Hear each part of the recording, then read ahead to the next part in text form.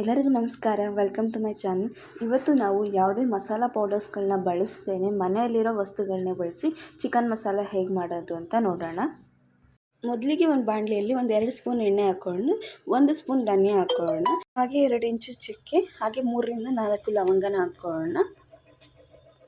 4 ಗುಂಟೂರು ಮೆಣಸಿನ್ಕಾಯಿ, ಹಾಗೆ 3 ಬ್ಯಾಡಗಿ ಮೆಣಸಿನ್ಕಾಯಿನ ಹಾಕ್ಕೊತಾ ಇದ್ದೀನಿ.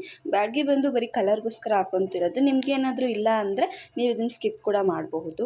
ಇದನ್ನೆಲ್ಲ ಚೆನ್ನಾಗಿ ಫ್ರೈ ಮಾಡ್ಕೊಂಡ್ಮೇಲೆ ಇದಕ್ಕೆ 6 ಹಸಿಮೆಣ್ಸಿನ್ಕಾಯಿನ ಹಾಕೋತಾ ಇದ್ದೀನಿ. ನಿಮ್ಗೇನಾದರೂ ಖಾರ ಜಾಸ್ತಿ ಅನಿಸಿದ್ರೆ 2 ಹಸಿಮೆಣ್ಸಿನ್ಕಾಯಿನ ಕಡಿಮೆ ಮಾಡ್ಕೋಬಹುದು. ಹಾಗೆ 2 ಇಂಚಷ್ಟು ಶುಂಠಿ, ಹಾಗೆ ಒಂದು ಫುಲ್ಲು ಗೆಡ್ಡೆ ಬೆಳ್ಳುಳ್ಳಿನ ತೊಗೊಂಡಿದ್ದೀನಿ ನಾನು. ಇಲ್ಲಿ ಬೆಳ್ಳುಳ್ಳಿನ ನಾನು ಸಿಪ್ಪೆ ತೆಗೆದಿಲ್ಲ, ಹಾಗೆ ಹಾಕ್ಕೊಂಡಿದ್ದೀನಿ. ನಿಮ್ಗೇನಾದರೂ ಬೇಕಿದ್ರೆ ಸಿಪ್ಪೆ ತೆಗೆದ್ಬಿಟ್ಟು ಕೂಡ ಹಾಕ್ಕೋಬಹುದು. ಹಾಗೆ ಇದನ್ನೆಲ್ಲ ಚೆನ್ನಾಗಿ ಫ್ರೈ ಮಾಡ್ಕೊಂಡ್ಮೇಲೆ ಈರುಳ್ಳಿನ ನಾನಿಲ್ಲಿ ಫ್ರೈ ಮಾಡ್ಕೊಳಕ್ಕೆ ಹಾಕ್ಕೊಂಡಿದ್ದೀನಿ. 1 ಈರುಳ್ಳಿ ಸಾಕಾಗುತ್ತೆ. ನಿಮ್ಗೆ ಏನಾದರೂ ಗ್ರೇವಿ ಜಾಸ್ತಿ ಬೇಕಾದರೆ ಇನ್ನೊಂದು ಸ್ವಲ್ಪ ಜಾಸ್ತಿ ಹಾಕ್ಕೋಬೋದು. ಹಾಗೆ 1 ಟೊಮೆಟೊನೂ ಕೂಡ ಹಾಕ್ಕೊತಾ ಇದ್ದೀನಿ.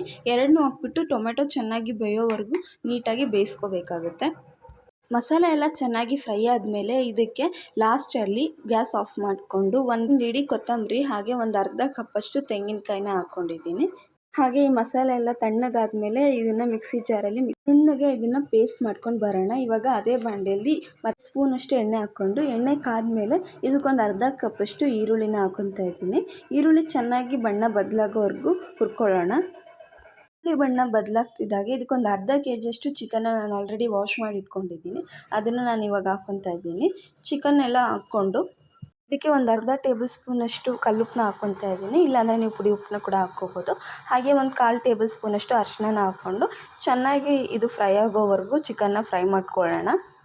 ಹಾಗೆ ಇದಕ್ಕೆ ಸ್ವಲ್ಪ ನಾನು ಕರಿಬೇವನ್ನ ಹಾಕ್ಕೊಂಡಿದ್ದೀನಿ. ನಿಮ್ಗೆ ಏನಾದರೂ ಕರಿಬೇವು ಇಷ್ಟ ಇಲ್ಲ ಅಂದರೆ ನೀವು ಕೂಡ ಇದನ್ನು ಸ್ಕಿಪ್ ಕೂಡ ಮಾಡಬಹುದು. ಕರಿಬೇವು ಹಾಕ್ಕೊಂಡ್ರೆ ಟೇಸ್ಟ್ ತುಂಬ ಚೆನ್ನಾಗಿ ಬರುತ್ತೆ. ಹಾಗೆ ಚಿಕನಲ್ಲಿರೋ ನೀರು ಬಿಡೋವರೆಗೂ ಈ ಥರ ಚೆನ್ನಾಗಿ ಫ್ರೈ ಮಾಡ್ಕೊಬೇಕು. ಚಿಕನಲ್ಲಿರೋ ನೀರೆಲ್ಲ ಬಿಟ್ಟ ಮೇಲೆ ನೋಡಿ ಈ ಥರ ಫ್ರೈ ಆಗಿರುತ್ತೆ. ಇಷ್ಟೆಲ್ಲ ಆದಮೇಲೆ ಇವಾಗ ನಾವು ಆಲ್ರೆಡಿ ಏನು ರುಬ್ಕೊಂಡಿದ್ವಿ ಆ ಮಸಾಲನ ಇವಾಗ ಇದಕ್ಕೆ ಹಾಕ್ಕೊಳ್ಳೋಣ. ಎಲ್ಲ ಹಾಕ್ಕೊಂಡ್ಮೇಲೆ ಈ ಮಿಕ್ಸಿ ಜಾರ್ಗೂ ನಾನು ಅರ್ಧ ಕಪ್ಪು ನೀರು ಆಗೋಷ್ಟು ಹಾಕ್ಕೊಂಡು ಮಿಕ್ಸಿ ಜಾರಲ್ಲಿರೋ ಮಸಾಲೆ ಎಲ್ಲ ಇದಕ್ಕೆ ಹಾಕ್ಕೊಂಡಿದ್ದೀನಿ. ಅದರಲ್ಲೂ ಕೂಡ ಮಸಾಲೆ ಇರುತ್ತೆ, ವೇಸ್ಟ್ ಮಾಡಬೇಡಿ, ಅದಕ್ಕೆ ಕೂಡ ಹಾಕ್ಕೊಳ್ಳಿ. ಹಾಗೆ ನಿಮ್ಗೆ ಎಷ್ಟು ಕನ್ಸಿಸ್ಟೆನ್ಸಿ ಬೇಕು ಅದಷ್ಟು ನೀರು ಹಾಕ್ಕೊಳ್ಳಿ. ತುಂಬ ತೆಳು ಬೇಕು ಅಂದರೆ ಸ್ವಲ್ಪ ನೀರು ಜಾಸ್ತಿ ಹಾಕ್ಕೊಳ್ಳಿ. ನಾನು ಸ್ವಲ್ಪ ಮೀಡಿಯಮಾಗಿ ಮಾಡ್ತಾಯಿದ್ದೀನಿ. ಈ ಚಿಕನ್ ಗ್ರೇವಿ ಬಂದು ನಿಮಗೆ ಅನ್ನಕ್ಕೆ, ಮುದ್ದೆಗೆ, ಚಪಾತಿ, ಇಡ್ಲಿ, ದೋಸೆ, ಪರೋಟ ಎಲ್ಲದಕ್ಕೂ ಕೂಡ ಒಳ್ಳೆ ಕಾಂಬಿನೇಷನ್ ಆಗುತ್ತೆ. ಸೂಪರ್ ಆಗಿರುತ್ತೆ. ಹಾಗೆ ನೀವು ಈ ಮಸಾಲನ 5 ರಿಂದ 7 ನಿಮಿಷ ಬೇಯಿಸ್ಕೊಂಡ್ರೆ ಚಿಕನ್ ಮಸಾಲ ರೆಡಿ ಆಗುತ್ತೆ.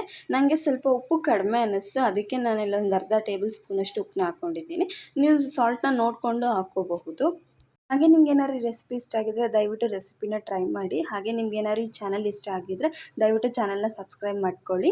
ಹಾಗೆ ಲೈಕ್ ಮಾಡಿ, ಶೇರ್ ಮಾಡಿ. ದಯವಿಟ್ಟು ನಿಮ್ಮ ಅನಿಸಿಕೆಗಳನ್ನು ಕಮೆಂಟ್ ಮಾಡಿ.